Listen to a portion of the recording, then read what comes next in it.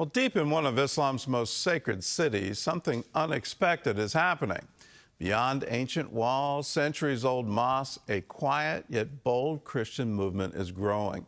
It's hidden in homes with whispered prayers fueled by dreams of Jesus.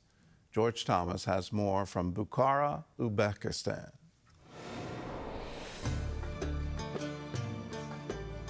Beginning in China, the ancient Silk Road stretched over 4,000 miles, cutting through today's Central Asia, the Middle East, and all the way to southern Europe. Sitting at the crossroads of this legendary route was the city of Bukhara, in what is now Uzbekistan. And not just goods like silk and spices passed through here. This was a place where ideas, cultures, and religions collided and thrived. A vibrant hub in the heart of Central Asia. Bukhara is an amazing city, beautiful people. It's a very historical place, over 2,000 years old, and is very important to our people. Uzbekistan, once part of the former Soviet Union, shares borders with Kazakhstan, Turkmenistan, Afghanistan, Tajikistan, and Kyrgyzstan. Islam is deeply rooted here, woven into the nation's identity and culture. At the spiritual heart of the country lies Bukhara, long considered the most significant Islamic city in Central Asia. It's also home to the region's oldest mosque.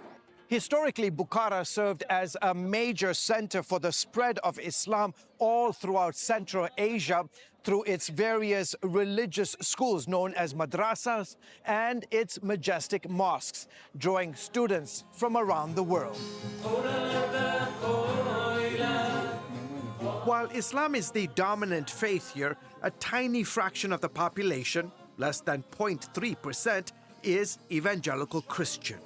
In Uzbekistan, it's difficult to provide systematic education for Christian leaders of any denomination. However, in recent years, thanks to the current government in Uzbekistan, we've seen a noticeable openness, significant progress and potential. Rakuba's organization, Mission Eurasia, has been training and equipping a new generation of Uzbek Christian leaders through a unique education program. School Without Walls is an informal approach to education. We don't have classrooms, we don't have registration lists, we don't have certificates or academic scholars. What we do have is a living faith, deep experience, strong desire, and a growing number of young Christians, future leaders, who are eager to be trained, equipped to gain missiological strategic ideas for how to reach their nation for Jesus. Last year, Mission Eurasia brought hundreds of passionate young Christian professionals here, committed to making a difference in their communities. Igor Popov with the Bible Society of Uzbekistan sees this all as part of a larger shift. We are experiencing amazing changes today in Uzbekistan, and it all started several years ago with the new government. In 2016, Uzbeks went to the polls and elected President Shafkat. And since then, he has modernized this entire country. In fact, here in the capital city, this is known as the New Tashkent. Christians of this country also credit him for bringing greater religious freedom. Dr. Ruman Soy, a local doctor and pastor, says Shafkat's reforms led to more churches receiving legal permits than ever before. Today, many Uzbeks are open to hearing about Jesus. They have open hearts. They want to read the Word of God. They are asking us to pray for them. They ask us to visit them in their homes. Worship pastor Likov Oleg leads 3 small house churches in Bukhara. He says music has been key to their growth. We are witnessing how God is miraculously touching people's lives. We get invited into their homes. We sit on the floor, have tea, share a meal. Then we start singing and explaining how Jesus touched our lives. Muslims then open up and tell us how they have seen Jesus in their dreams. One person told me, "I didn't know who Jesus was, but I saw him in my dream. He showed me his hands, and I saw the nail-pierced prints of his palms and his feet. And he said, 'Come to me.'" Iskander leads another house church here in Bukhara. There are miracles of healing happening. When we lay hands on people, the Lord heals them. And we are very thankful for his powerful move. Pastor Timur Hakimov works closely with Mission Eurasia to disciple new Christian converts. Through this partnership, we teach new believers how to incorporate biblical principles in all areas of their lives. For example, how to raise a godly family, how to be a good father, a good mother, a godly husband, and to raise godly children.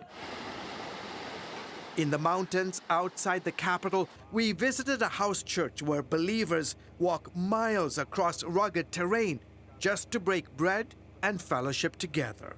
In our gatherings, we have Uzbek, Kazakhs, Karakalpak, Tajik, Russians, South Koreans, and other nationalities.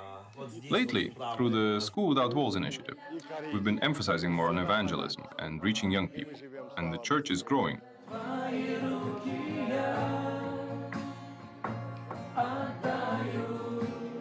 In a nation rooted in centuries of Islamic tradition, pastors here tell us that a quiet shift is underway, one house church at a time.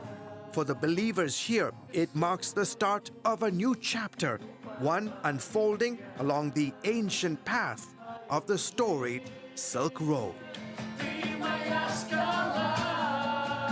George Thomas, CBN News, Bukhara, Uzbekistan.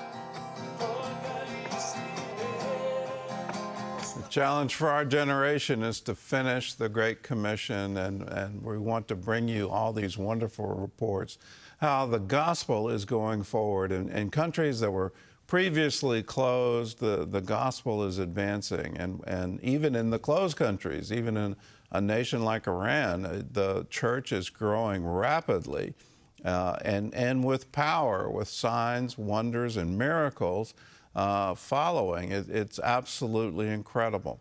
In the middle of all the wars and the rumors of wars, in the middle of all the earthquakes, all the disasters that seem to be piling on top of each other, let us keep at the task, because now is the time for the greatest ingathering of the Gentiles in the history of the church. This is the great revival that the Bible spoke of.